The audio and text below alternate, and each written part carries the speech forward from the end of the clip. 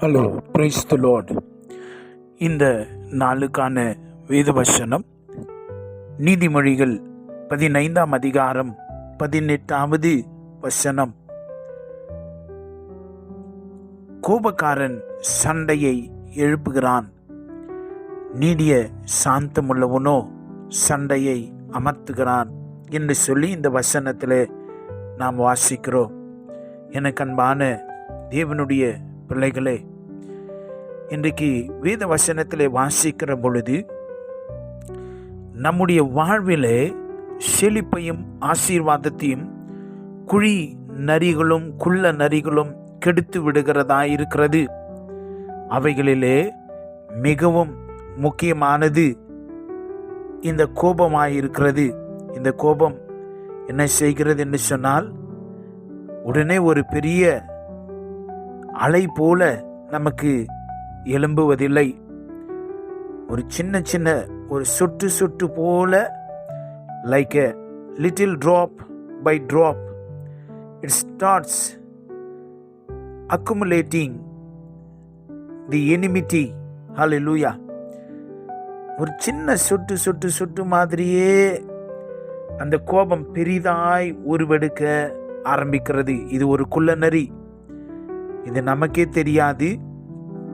ஆனால் இது என்ன பண்ணுதுன்னா, இது நம்முடைய ஆசீர்வாதத்தை கெடுத்து போட்டுவிடும். நீதிமொழிகள் 14:29 வாசிக்கிறோம், நீடிய சாந்தமுள்ளவன் மகா புத்திமான், முற்கோபியோ புத்தியினத்தை விளங்க பண்ணுகிறான் என்று சொல்லி. இந்த கோபம் இல்லாமல் சாந்தமாக இருக்கிறது ஒரு பெரிய ஆசீர்வாதம் என்று சொல்லி நாம் வாசிக்கிறோம். அதே மாதிரி கடுமையாக பேசுறது ரொம்ப ஆபத்தானது.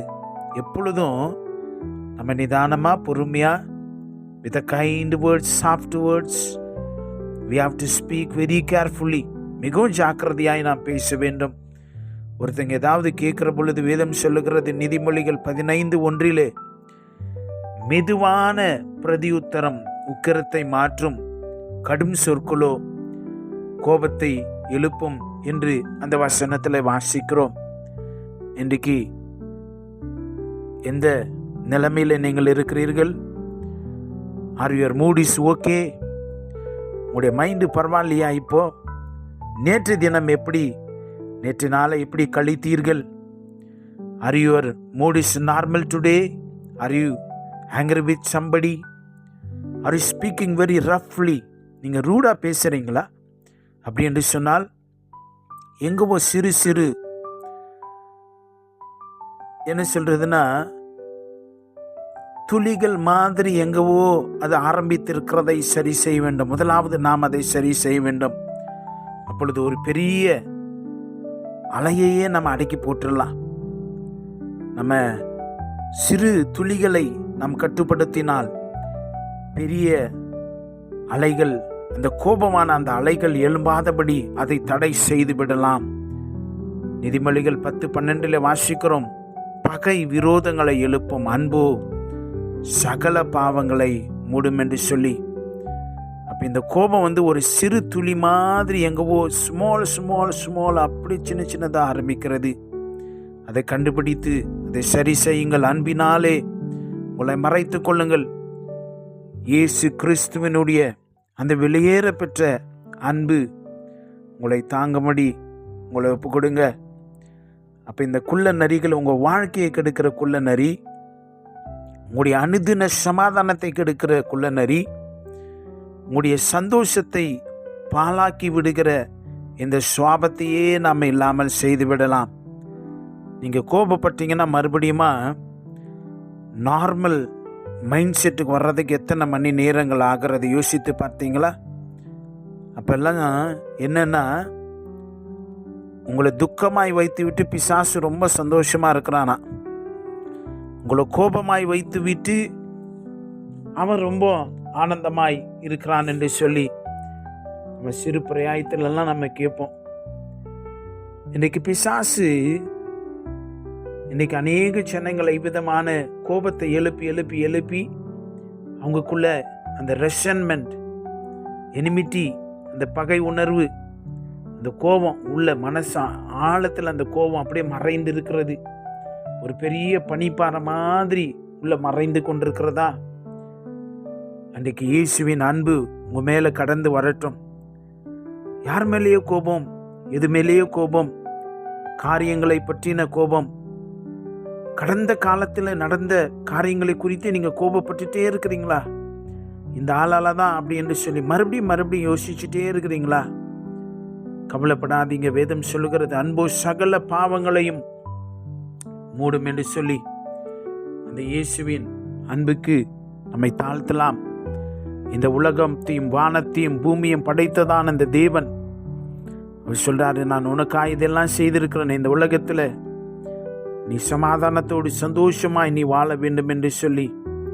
இன்னைக்கு நாம அநேகர் கோபப்பட்டு கடைசியில் அது எரிச்சல் பகையாய் மாறி பெரிய பெரிய பிரிவினைகளுக்கு அது வழி செய்கிறதா இருக்கிறது. So don't lose your 1 hour, 1 minute, 1 day life, your life, beautiful life. உங்களுடைய நேரத்தை இந்த கோபத்துக்கு குள்ள நரிக்கு ஒப்பு கொடுக்காதீங்க. அது முற்றிலுமாய் அழித்து போட்டுவிடும். உறுதியா இருங்க. கோபம் வரும் மனுஷ சோபம்தான். ஏசப்பாவை பாருங்க, அவர் நமக்கு அவைகளிலிருந்து வெளியே வர நமக்கு உதவி செய்வார். யாக்கோபு 1 அதிகாரம் 19-20 வசனங்களில் வாசிக்கிற பொழுது, ஆகையால் என் பிரியமான சகோதரரே, யாவரும் கேட்கிறதுக்கு தீவிரமாயும் பேசுகிறதுக்கு பொறுமையும் கோபிக்கிறதுக்கு தாமதமாயும் இருக்க கடவர்கள். 20வது வசனம், மனுஷருடைய கோபம் தேவன் நீதியை நடப்பிக்க மாட்டாதே. ஒருவேளை நம்ம கோபமாக இருந்தா தேவன் செய்ய வேண்டியதை செய்ய முடியாமற் போய்விடுமாம். நீங்க யார் மேலாவது கோபமா இருக்கிறீங்களா? சொல்லுங்க, இயேசப்பா, நான் அவர்களை மனதார மன்னிக்கிறேன். என் கோபம் என்னை விட்டு நீங்கி போடட்டும். அந்த கோபம் இருக்கிற இடத்துல நம்முடைய விலையேறப்பட்ட அன்பு என்னை நிரப்பட்டும். என் வாழ்க்கை சந்தோஷமாய் மாறட்டும். நான் மகிழ்ச்சியாய் இருக்க வேண்டும். ஒரு பெரிய பாரத்தை நான் சுமந்து கொள்ளக்கூடாது. இந்த குள்ளநரி தோட்டத்துக்குள்ள தோட்டத்தையே அழித்து விடுகிறதை போல, அந்த குள்ளநரி எப்போ வந்ததுன்னு தெரியாது, எப்போ போனதும் தெரியாது. ராத்திரியில தான் வரும். தோட்டங்கள் எல்லாம் பாழாக்கி போடும், வாழ்க்கையை பாழாக்கி போட்டுவிடும். தேவனுடைய அந்த அன்பிலே, இயேசுவின் ரத்தத்திலே உங்களை மறைத்து ஒப்பு கொடுங்கள். இந்த கோபமாகி இந்த குள்ளநரி உங்க வாழ்க்கையை அது கெடுக்காதபடி தேவ நீதி வெளிப்படும்படியாய் நம்மை தாழ்த்தி ஒப்பு கொடுக்கலாம். செபிக்கலாமா?